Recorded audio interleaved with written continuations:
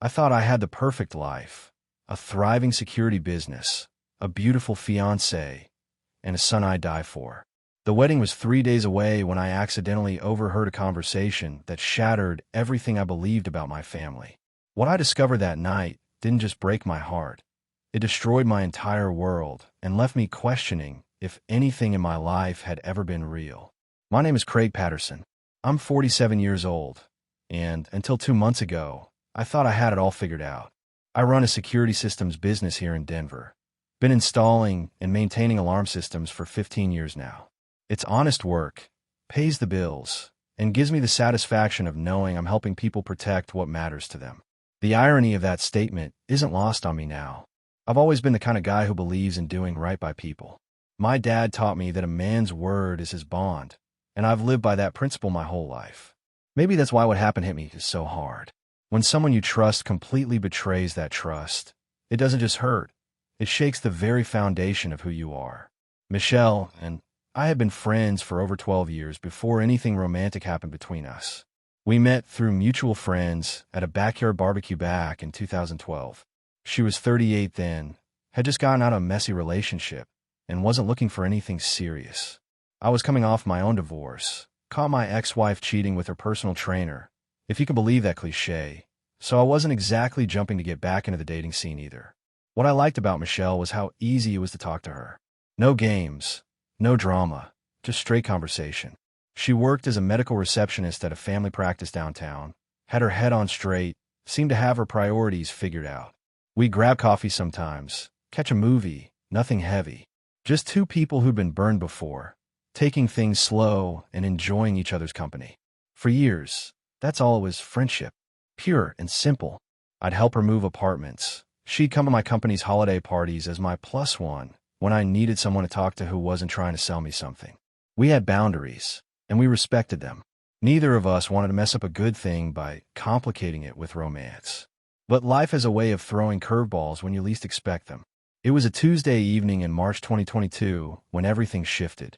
I remember because I'd just finished installing a new alarm system at a mansion up in Cherry Hills Village. One of those jobs that pays well, but takes forever because the homeowner keeps changing their mind about sensor placement. I was beat, looking forward to a beer and some mindless television. My phone rang just as I was pulling into my driveway. Michelle's name popped up on the screen, and something in my gut told me this wasn't going to be a casual call. Her voice sounded different when I answered, strained, like she'd been crying. "Craig, are you home?" Michelle asked, her words coming out rushed and shaky. "Just pulled in." "What's wrong?" I said, already heading toward my front door. I need someone to talk to. Can I come over? I know it's late, but I don't have anywhere else to go." Now, in all the years I'd known Michelle, she'd never sounded this desperate. Sure, we'd both had our share of rough days, but she was usually the type to handle her problems on her own. Something serious was going down. "Of course. Come on over," I told her. She showed up about 20 minutes later, and the moment I saw her face, I knew this was bad. Her eyes were red and puffy, mascara smudged, and she looked like she hadn't slept in days. I'd seen her upset before, but never like this. I didn't push for details right away. Sometimes people need to find their own way to the words. I made us some coffee, and we sat in my living room while she gathered herself. When she finally started talking, it all came pouring out. Her boss at the medical practice had been making her life hell for months.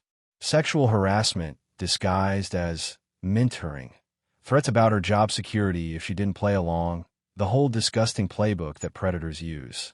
She'd been trying to handle it professionally, document everything. But that day he'd cornered her in the supply room and made it clear that her silence wasn't optional anymore. "I don't know what to do, Craig," Michelle said, her voice breaking. "I need this job. I can't afford to just quit, but I can't keep dealing with this either." Listening to her describe what she'd been going through made my blood boil. This woman I cared about had been suffering in silence, trying to protect herself, while some piece of garbage with a medical degree thought he could abuse his power. I wanted to drive over to that clinic and have a very direct conversation with her boss, but I knew that wouldn't help Michelle's situation. We talked for hours. I listened while she cried, helped her think through her options, reminded her that none of this was her fault. By the time we looked at the clock, it was past midnight. "I should call an Uber," Michelle said, but she didn't make any move toward her phone. Don't be ridiculous. It's late, you're exhausted, and frankly, you shouldn't be alone tonight. Take my bed, I'll crash on the couch. That's when she looked at me with those tear-stained eyes and said something that changed everything between us. Craig, would you just hold me tonight? I don't want to be alone, but I also don't want to be by myself, if that makes sense. What happened that night between Michelle and me wasn't something either of us planned. We held each other, talked until dawn, and somewhere in those quiet hours, the friendship we'd carefully maintained for 12 years shifted into something deeper. It felt natural, like we'd been heading toward this moment all along without realizing it. But life is a way of throwing you curveballs just when you think you've got things figured out. 2 months later, I was finishing up a security installation at a corporate office downtown when my phone rang. Michelle's name on the screen made me smile. We'd been spending more time together since that night, taking things slow but steady. Hey, beautiful. How's your day going? I answered, stepping away from the control panel I was programming. There was a long pause before she spoke, and when she did, her voice sounded different. Strained. Craig, I need to tell you something. Are you somewhere you can talk privately? The tone made my stomach drop. I walked outside to my van, closing the door behind me. What's going on, Michelle? You're scaring me. I'm pregnant. Those 2 words hit me like a physical blow. I sat there in my van, phone pressed to my ear, trying to process what she just said. Pregnant. At 47, I'd pretty much given up on the idea of having kids. My ex-wife and I had tried for years before things fell apart, and I'd convinced myself that ship had sailed. Craig, are you there? Michelle's voice brought me back to the moment. Yeah, I'm here. I'm just processing. Are you sure? I took 3 tests, all positive. I went to the doctor this morning to confirm.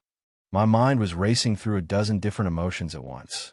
Shock, fear, excitement, responsibility. They all hit me simultaneously. But one feeling rose above the others. Determination. Okay, I said, surprised by how steady my voice sounded. Okay, what do you want to do? I'm keeping it, Craig. I know we haven't talked about this possibility, and I know it's not what either of us planned, but I'm 38 years old. This might be my only chance to be a mother. The resolve in her voice told me she'd already made her decision, and honestly, I respected her for it. Michelle had always been decisive when it mattered, one of the things I admired about her. Then we're doing this, I said without hesitation. Together. You don't have to feel obligated, Craig. I can handle this on my own if you're not ready. I got my back up. Michelle might have been independent, but I wasn't the kind of man who walked away from his responsibilities. My father had raised me better than that. Michelle, listen to me carefully. I'm not going anywhere. If you're having my child, then we're a team. Period. End of discussion. I could hear her crying softly on the other end of the line. I was so scared to tell you, she admitted. You never have to be scared to tell me anything. We're in this together now, all the way. The next few months flew by in a blur of doctor's appointments, baby books, and late-night conversations about everything from nursery colors to college funds. Michelle moved in with me during her second trimester. It just made sense from both a practical and emotional standpoint. Watching her body change, seeing the ultrasound images of our son growing inside her, changed something fundamental in me. I thought I understood responsibility before, but this was different. This was about building something that would last long after I was gone. I threw myself into preparing for fatherhood with the same methodical approach I used for security installations.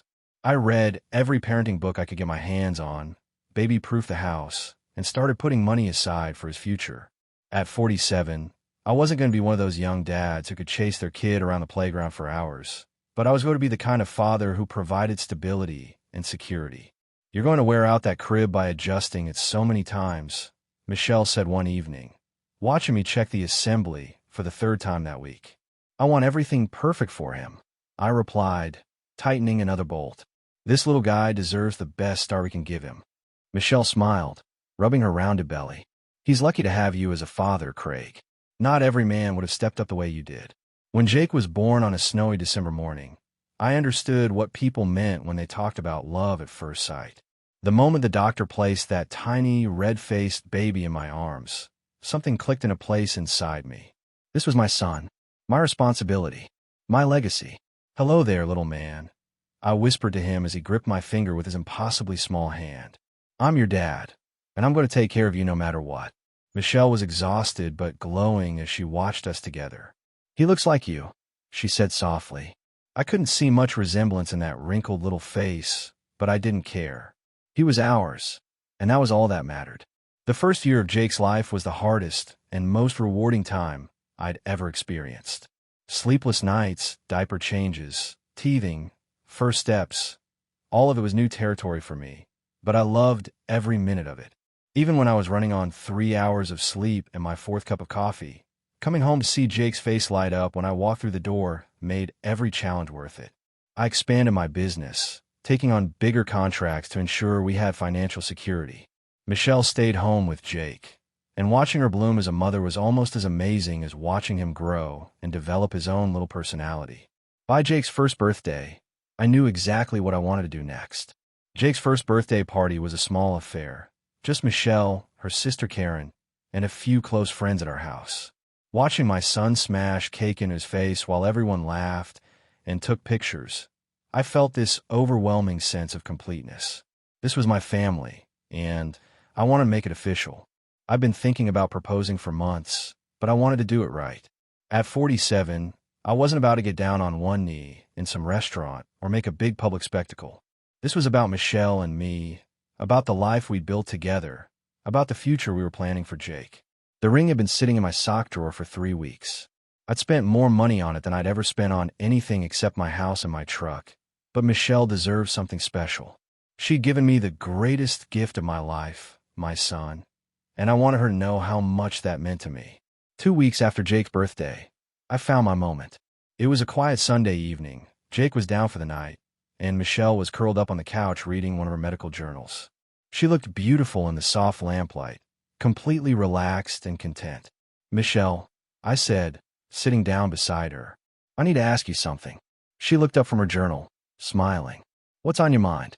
I reached into my pocket and pulled out the ring box, watching her expression change from curiosity to surprise to something that looked like joy. "I know we didn't plan any of this," I said, opening the box to reveal the diamond ring inside. "But somewhere along the way, you and Jake became everything I never knew I needed. I want to spend the rest of my life with you. I want to be Jake's father, not just because of biology, but because we choose to be a family. Will you marry me, Michelle?" She stared at the ring for a long moment, tears welling up in her eyes. Then she looked at me with that smile that at first made me fall for her. "Yes," she said simply. "Yes, Craig, I want to marry you." I slipped the ring on her finger, and she threw her arms around me, laughing and crying at the same time. It felt like the final piece of a puzzle falling into place. "I love you," she whispered against my ear. "I love you too," I replied, meaning it more than I'd ever meant anything in my life. We started planning the wedding immediately. Nothing too elaborate. We were both too old for fairy tale nonsense, but something meaningful.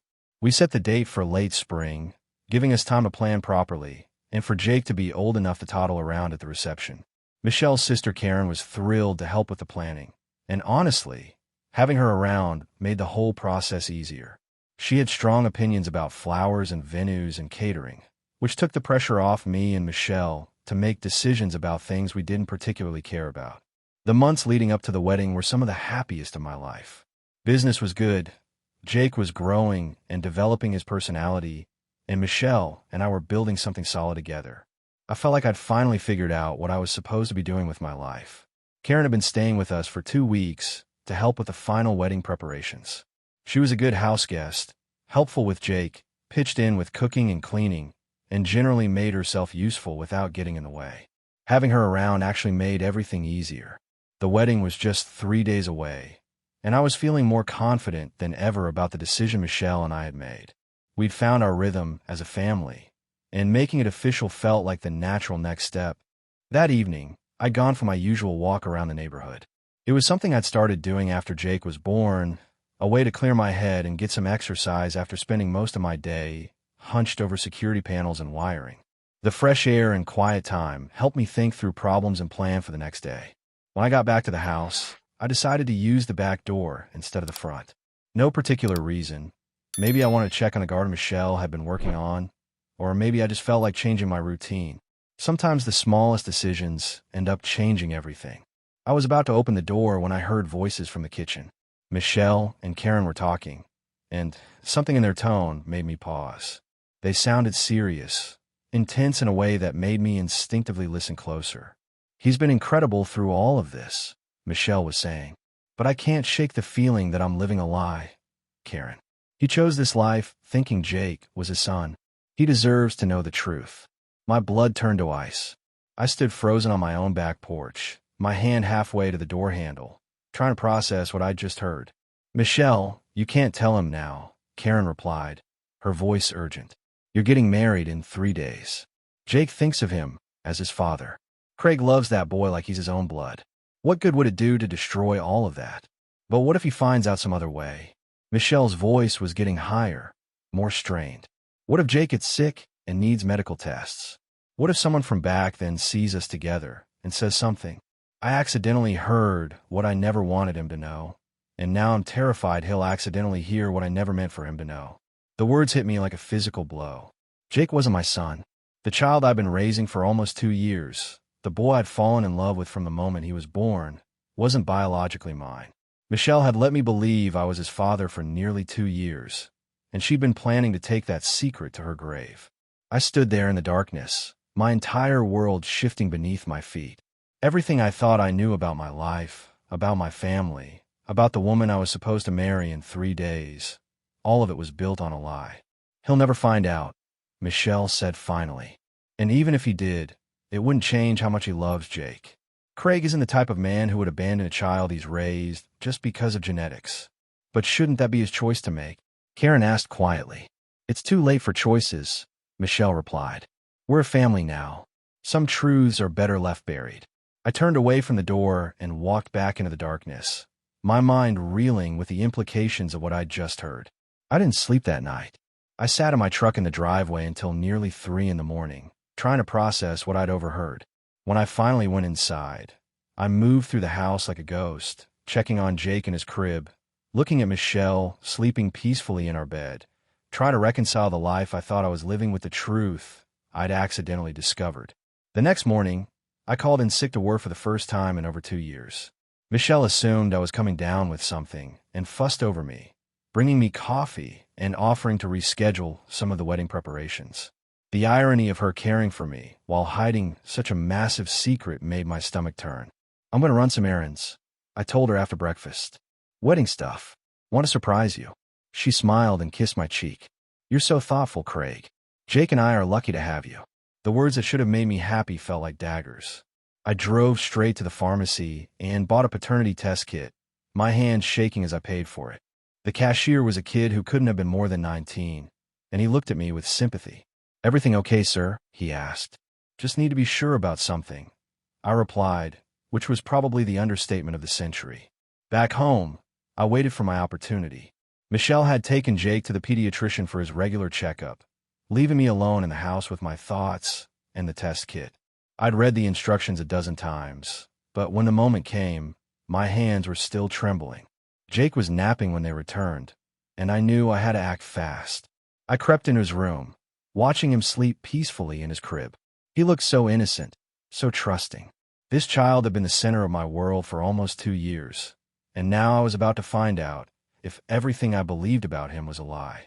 The cheek swab took less than 30 seconds. Jake stirred slightly, but didn't wake up. I sealed the sample according to the instructions, filled out the paperwork, and drove to the nearest FedEx office to ship it overnight to the lab. The next 3 days were torture. I went through the motions of wedding preparation, smiled when I was supposed to smile, nodded when vendors asked for approval on flowers or catering details. But inside, I was dying. Every time I looked at Jake, every time Michelle talked about our future together, I felt like I was drowning. "You seem distant," Michelle said the night before our wedding. "Are you having second thoughts?" The question hit me like a slap. If she only knew what I was really thinking about. "Just nervous," I lied. "Big day tomorrow." She snuggled closer to me in bed. "I love you, Craig. Tomorrow is going to be perfect." I lay awake that entire night, staring at the ceiling and wondering if I should call off the wedding. But without the test results, I couldn't be sure of anything. Maybe I'd misunderstood the conversation. Maybe there was an explanation that would make sense of everything. The results came back the morning of our wedding. I checked my email while Michelle was getting her hair done, and there it was in black and white. I was not Jake's biological father, The probability of paternity was 0%. I sat in my truck outside the hair salon, staring at the email on my phone and feeling like my entire life had just imploded. The wedding was in 4 hours. Our guests were already arriving at the venue. Michelle was inside, getting ready to marry a man she'd been lying to for almost 2 years. I called the venue and canceled everything. The flowers, the catering, the music, the whole elaborate production we'd spent months planning. It cost me a fortune in cancellation fees, but money was the least of my concerns at that moment. Then I drove home and waited. Michelle arrived an hour later, her hair perfect, her makeup flawless, wearing the dress she'd bought for our wedding. She looked beautiful and happy and completely unprepared for what was about to happen. "Craig, what are you doing here?" she asked, confusion replacing the joy on her face. "The ceremony starts in 2 hours. Why aren't you getting ready?" I handed her my phone with the email, still open on the screen. "Read it." She looked down at the phone, and I watched her face change in real time. The color drained from her cheeks, her eyes widened, and her hands started shaking. "Craig, I can explain." "Can you?" I asked, my voice deadly calm. "Can you explain how you let me believe for almost 2 years that Jake was my son? Can you explain how you were planning to marry me today without ever telling me the truth?" She sank into the nearest chair, still wearing her wedding dress, tears streaming down her face. "I was going to tell you," she said weakly. "When? After we were married? After Jake graduated high school? When exactly were you planning to share this little detail with me?" "I was scared," Michelle said, her voice breaking. "You were so happy when Jake was born. You love him so much. I didn't want to ruin that. So you decided to ruin it now instead?"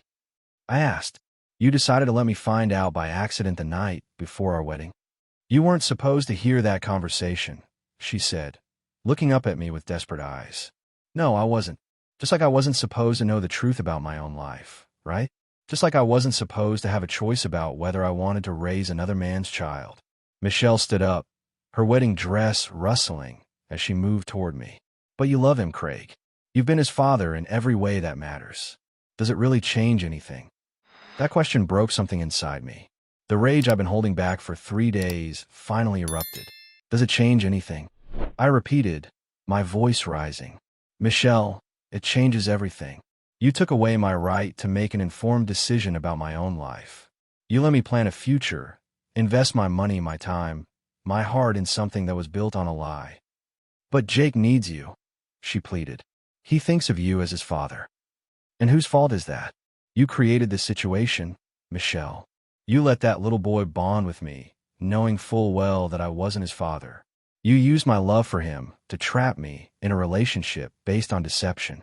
She was sobbing now, her perfect wedding makeup ruined. "What do you want me to do?" "I want you to pack your things and leave," I said quietly. "Both of you. I want you out of my house, out of my life, and I never want to see either of you again." "Craig, please." "No," I said firmly. "This is over. We're done. There's no coming back from this level of betrayal." Michelle moved out that same day, taking Jake and what felt like the remnants of my shattered life with her. She went to stay with her sister Karen, and for 2 weeks, I heard nothing from either of them. I threw myself into work, taking on every security installation job I could find, trying to exhaust myself enough to sleep at night. Then the papers arrived. A process server showed up at my door on a Tuesday morning, handing me a legal document that made my blood boil. Michelle was suing me for child support. After everything she'd done, after the lies and deception, she had the audacity to demand that I financially support a child who wasn't even mine. I called my lawyer immediately. Tom Brennan had handled my divorce years ago, and he was the kind of straight-talking attorney who didn't sugarcoat bad news. "Craig, I'm going to be honest with you," Tom said after reviewing the papers. "This isn't going to be easy. You signed the birth certificate, which legally establishes paternity in Colorado. The court's primary concern is going to be the child's welfare, not the circumstances of how you ended up in this situation." "But I have DNA evidence," I argued. "Jake isn't my biological son. How can they force me to pay child support for a child that isn't mine?" "Because you've been acting as his father for almost 2 years. The court sees a stable relationship that's been disrupted, and their job is to protect the child's interests, not necessarily yours." The first hearing was a nightmare. Michelle's lawyer painted me as a deadbeat father abandoning his responsibilities. They argued that Jake knew me as his father, that I'd willingly taken on the role, and that my reasons for leaving were irrelevant to the child's needs. I sat there listening to them twist the truth, making me sound like the villain in a story where I was clearly the victim. When my turn came to present evidence, I had Tom lay out everything: the DNA test results, the conversation I'd overheard, the timeline of Michelle's deception. "Your Honor," Tom argued, "my client was fraudulently induced into believing he was this child's father. He made life decisions, financial commitments, and emotional investments based on false information. To hold him legally responsible for child support under these circumstances would be a grave injustice." But the judge wasn't swayed. Because I'd signed a birth certificate and acted as Jake's father for nearly 2 years, the court ruled that I was legally obligated to continue supporting him. The monthly payments were set at $800, money that would go to supporting a child I'd never see again. I walked out of that courtroom feeling like the system had failed me completely. Not only had I lost the child I'd loved as my own son, but I was now legally required to pay for the privilege of that loss. Tom wasn't finished fighting, though. "We're filing an appeal," he told me outside the courthouse. "This ruling is based on outdated precedents that don't account for DNA evidence and fraudulent misrepresentation. We're going to take this to a higher court." The appeal process took another 6 months, but this time we had a judge who understood the complexity of the situation. We presented evidence of Michelle's deliberate deception, the DNA results, and the financial impact her lies had on my life. This time, justice prevailed. The appeals court overturned the original ruling, officially removing me from Jake's birth certificate and eliminating my child support obligations. I was finally free from the legal chains of Michelle's deception. The legal victory felt hollow. Yes, I was free from the financial obligations, but the emotional damage was something no court could undo. I'd lost a child I'd loved as my own son, and that grief was something I had to learn to live with. I tried to get back some of the money I'd spent on Jake over the years, the college fund I'd started, the life insurance policies, the countless expenses that came with raising a child. But my lawyer was clear about the limitations. Colorado doesn't recognize paternity fraud as grounds for financial recovery, Tom explained. The courts see it as voluntary spending on your part, regardless of the circumstances that led to it. It was another blow, but by then I'd learned not to expect justice from a system that seemed designed to protect everyone except the men who get deceived. I'd lost nearly $40,000 in direct expenses, not counting the wedding costs and legal fees, but I had to accept that some losses can't be recovered. Michelle tried to contact me several times after the appeal was settled. She left voicemails, sent emails, even showed up at my office once. She wanted to talk, to explain, to somehow make things right between us. But there was nothing left to discuss. The trust that had taken years to build was destroyed completely, and there was no path back from that level of betrayal. I changed my phone number, moved to a different part of Denver, and started fresh. It wasn't easy.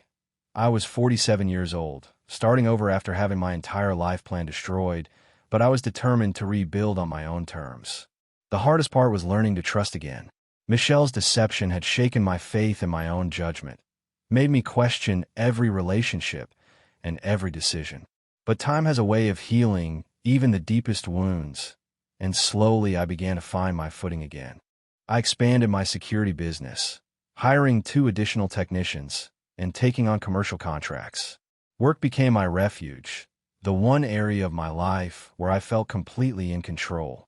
I was good at protecting other people's homes and businesses, even if I'd failed to protect my own heart. 2 years later, I'm in a better place. I've learned to spot red flags I missed before, to ask the hard questions, to trust my instincts when something feels off. I'm dating again, cautiously but hopefully, with a woman named Sarah who values honesty as much as I do. Do I regret the time I spent with Jake? That's complicated. I loved that little boy with everything I had, and those feelings were real, even if the circumstances weren't. But I've learned that love built on lies is like a house built on sand. No matter how beautiful it looks, it can't withstand the storm when the truth comes out. If there's one thing I want other men to take away from my story, it's this: ask the hard questions, even when you don't want to hear the answers. Trust your instincts when something feels wrong, and never, ever let someone else's deception define your worth or your future. I'm 49 now, and I'm still learning, still growing, still believing that the best parts of my life are yet to come.